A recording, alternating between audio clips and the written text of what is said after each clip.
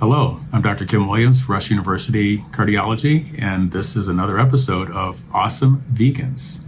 Maybe we could talk about the transition diet. So, there's been lots of news about the Impossible Burger and Beyond Meat and other processed foods to varying degrees. We've got some things that aren't very processed at all, like tempeh, which I love, and tofu, which is processed to a little degree, but not very much. And then we've got really processed foods. So, a lot of people, when they're getting out of a meat-based diet or even meat and dairy, so a lot of processed vegan cheeses, they switch over to like for like, and they hop over from the burger to the plant-based burger. So tell me about that kind of transition diet. Do you recommend it? What kind of ratio do you like to see between processed foods and whole food? The number had increased over from 1970, when there was like 2 or 3, to 2015, where there were 450. Yeah. Okay. Articles saying don't eat red meat, studies, etc. And embedded in those studies are several themes. One, and she actually outlined it, all of them. But the major, if I could break it down into just to 4 simple ones, it's cholesterol. It is the presence of saturated fat. Okay. And there's some trans fats as well. Yeah. There is TMAO, which a 4-letter word that everyone needs to know. And the last one is Heme Iron.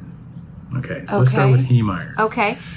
Heme Iron is the kind of iron that's so easily absorbed. If you were a vampire, you drank a pint of blood, all that iron would get into your bloodstream and help you go into your bone marrow and help you make new red blood cells and make them really strong and everything. The only problem is that iron is oxidized. Okay. Chemically sitting in the heme molecule, oxidized. And when that comes out, it actually upsets plaques. It grows plaques and upsets them. And so creating reactive oxygen species. So there was one study from the NIH and the AARP, of both places, saying that it's heme iron and nitrates and nitrites that are killing all the Americans and causing this mortality. So you put that in one bucket. Don't eat heme iron. Okay. Right? So the next one is TMAO. Okay. Trimethylamine in oxide. So it's a 4-letter word. Again, please look it up if you haven't seen it. It is a toxic compound that is actually in the fish already. It's like works as antifreeze for the fish. But if you eat sources of choline, which is eggs, meats, cheese, animal products, choline, phosphatidylcholine, those get into your GI system. Okay. And if you have certain bacteria, which are common in people who eat animal products, not so much in vegans, okay, those bacteria will take those substrates and turn it into trimethylamine, which then your liver, at a rate determined by your genetics, will turn that trimethylamine into trimethylamine in oxide. Okay.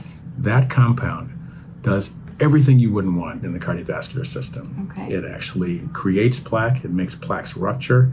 It makes the platelets, the sticky things that you try to fight with aspirin when you have heart disease, it makes those platelets clump. Okay. And in fact, if you compare a person with a high TMAO level versus one that doesn't, the one that, if you have a high TMAO level and you're on aspirin, you're no better than a person who has a low TMAO level not taking aspirin. I mean, you're in trouble. Okay? So the funniest part about that is the vegan side of it. Without those bacteria that probably come from eating the animals or digesting the animals, or however the microbiota in the GI tract, the little bacteria, which is a whole world, by the way. And people are trying to do probiotics and they're trying everything or antibiotics to try to change them around. Well, you could just not eat that stuff. And your TMAO level would go down dramatically. Yeah. So for our church program, we are measuring TMAO. Can't wait to see the result, of 6 weeks or 5 weeks of vegan food. I'm hoping that it'll show a dramatic improvement. Okay, so now, so we've had Heme iron and TMAO. Those are the new ones. Everyone knew about saturated fat. Okay. People argue about it, but they knew about it. And cholesterol. Right.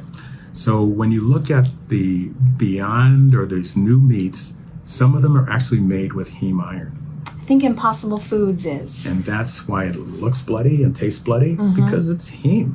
Okay.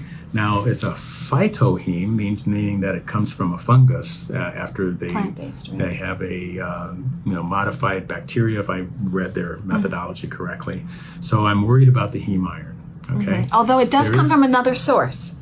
It's a plant-based heme iron. So Right, but does it still have Is it? oxidized iron? It's a question, That's the right? question, right? Okay. And obviously there's no long-term outcome studies Right. because they're relatively new. So you have the heme iron concern. There should be no TMAO whatsoever from that, I hope. okay. So you're still waiting to see. There shouldn't be. There's no animal product. Okay, Yeah. right? Yes, So there agreed. should be- Yes, Okay, the next one would be the cholesterol, absolutely none. right? Okay. Awesome. Well, yeah, there was someone actually sent a note to me saying that plants do make cholesterol. Really? And I checked his reference. He was absolutely right. It was nanograms. Okay, I love Nanogram, it. for Yeah. those of you not into that, that's a billionth of a gram. Yeah, it's like Yes. fairy dust. Yeah, okay. exactly. So Okay. apparently, if you make enough plant sterols, you will be by mistake make an occasional Yeah. actual cholesterol. Okay. Okay, fine. Nanograms. Okay, but for all intents and purposes, it's certainly 0 milligrams. And so you don't, but then you do have the saturated fat.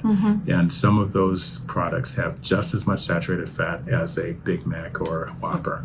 And so if you're trying to avoid saturated fat, that's probably not the thing that you're looking for. The other concern that was brought up about them was the high amount of sodium.